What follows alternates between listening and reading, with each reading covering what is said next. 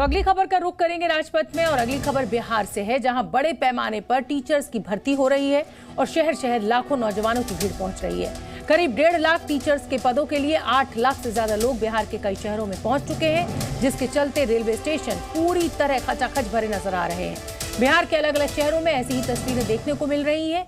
परीक्षा केंद्र पर पहुंचे छात्रों ने बदइंतजामी को लेकर सरकार पर जमकर हमला बोला है। उनका ये भी कहना है कि जब इतनी बड़ी परीक्षा अच्छी खासी फीस लेकर की जा रही है तो ऐसे में सरकार और जिला प्रशासन उसको पूरा बंदोबस्त करना चाहिए था।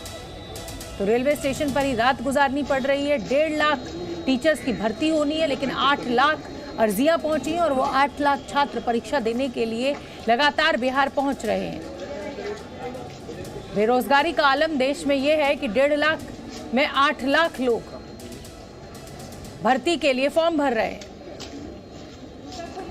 3 दिन लगातार एग्जाम, रहने का कोई व्यवस्था नहीं, ना उतना पैसा है कि हम लोग होटल बुक करके रहें। किसी तरह किसी पार्क में, स्टेशन पे, बस स्टैंड, मतलब जो भी सार्वजनिक जगह है, मतलब किसी तरह रात गुजार के आदमी एग्जाम दिया। और कल भी है, यही सब करना था। सब पेपर को एक में समाहित कर लेते, लैंग्वेज को भी उसी में लेते। क्या जरूरत है 3-3 पेपर करने के लिए?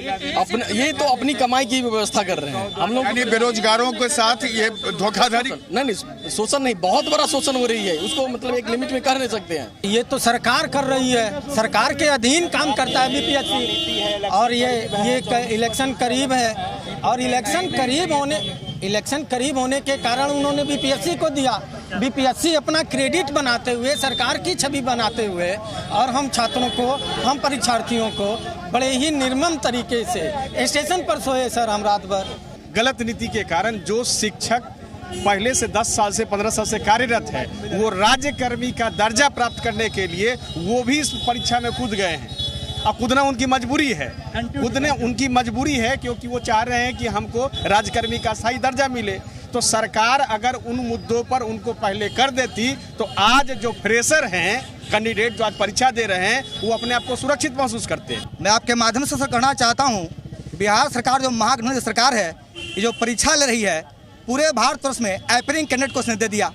इसका गलत स्टेप है सर। ये कल रेवेन्यू कमाने का तरीका है, बहाली करने की उसकी मंशा सर नहीं है। तो परीक्षार्थियों की अपनी अपनी शिकायतें हैं, परेशानियां हैं, लेकिन दुनिया भर में यकीन मानिए कि परीक्षा के दौरान जो स्टे होता है, यानी जो रुकने की व्यवस्था होती है, वो कभी भी किसी के लिए नहीं की जा सकती है। लेकिन हाँ, जाहिर सी बात है कि इतनी भीड़ एक जगह पहुंच गई है तो दिक्कत आना लाजमी है। चलिए अब आपको सीवान की तस्वीरें दिखा देते हैं, जिसे देखने के बाद आप अंदाजा लगा सकते हैं कि आज टीचर भर्ती की परीक्षा देने आए अभ्यर्थियों को क्या दिक्कतें हुई। सीवान परीक्षा देने आए अभ्यर्थियों को रात भर रेलवे स्टेशन और प्लेटफॉर्म पर ही गुजारनी पड़ी। हालात ऐसे हैं कि होटल तक पूरी तरह फुल हो चुके हैं। इन तस्वीरों को देखकर आप अंदाजा लगाइए कि रात में वहां के हालात क्या थे और अभ्यर्थियों को कितनी परेशानी हुई। जाहिर सी बात है इनकी तकलीफों असीमित है, लेकिन राज्य सरकार से अपेक्षा की जाती है कि अच्छी व्यवस्था की जाए, कम से कम इनके लिए कोई ऐसी जगह इनको पैसे देके मुहैया कराई जाए ताकि ये ठीक से रुक सके। और अगर इतनी व्यवस्था नहीं की जा सकती है तो इस परीक्षा को चरणबद्ध तरीके से कई चरण में किया जा सकता है। जी न्यूज संवाददाता प्रशांत झा पटना से मेरे साथ लाइव जुड़ रहे हैं इसी बड़ी खबर पर। प्रशांत, देखिए जो परीक्षार्थी हैं इनकी समस्याएं असीमित हैं, लेकिन दुनिया के किसी भी हिस्से में अगर आप परीक्षा देने जाते हैं किसी भी एग्जाम की, तो रुकने की व्यवस्था कभी भी उस परीक्षा जो ऑर्गेनाइज कर रहा है उसके द्वारा नहीं की जा सकती है। लेकिन जाहिर सी बात है कि इसे और बेहतर तरीके से ऑर्गेनाइज किया जा सकता था ताकि इतने लोग इकट्ठा ना पहुंच जाए और इस तरीके की दिक्कतें ना आए। देखिए शोभनाथ, जो इस तरह से पहले बिहार में परीक्षाएं ली गई हैं उसमें ये की जाती थी कि जो भी परीक्षार्थी हैं उनका जो प्रमंडल है, यानी उनकी जो कमिश्नरी है, उसी इलाके में उनका सेंटर दिया जाता था ताकि उनको ज़्यादा परेशानी ना हो। वो अपने घर से सुबह निकलें और जाके एग्ज़ाम दे लें और फिर वापस हो जाएं। लेकिन इस बार बीपीएससी ने किया कि रैंडम तरीके से जो दरभंगा के लड़के हैं, पश्चिम चंपारण के लड़के हैं या दूसरे शहरों के लड़के हैं, उनको भेज दिया है पटना।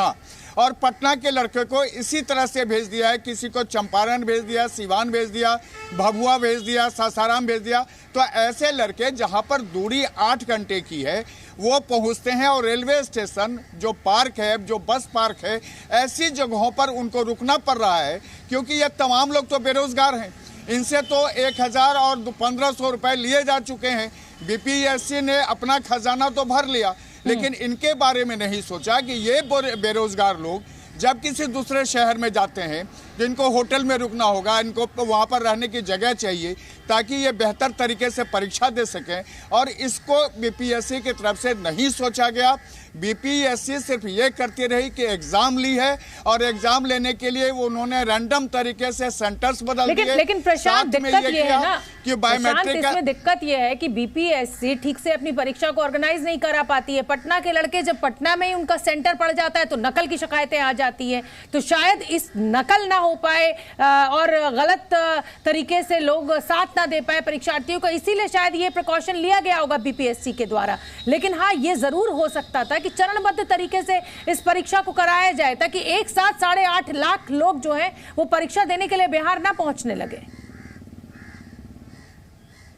देखिए शोभना, सबसे बड़ी बात है कि इस तरह का एग्जाम कभी लिया ही नहीं गया था बिहार में, जिसमें 1,70,000 जो पद की वैकेंसी निकाल दी गई हो, खास करके शिक्षक के लिए, जहां एसटीईटी से लेकर के बीएड तक के छात्र काफ़ी संख्या में मौजूद हैं। दूसरा यह है कि उस बिहार सरकार ने तमाम राज्यों के लिए भी दरवाजे खोल दिए कि वहां से भी छात्र आकर इसमें एप्लीकेंट हो सकते हैं, वो एग्ज़ाम दे सकते हैं।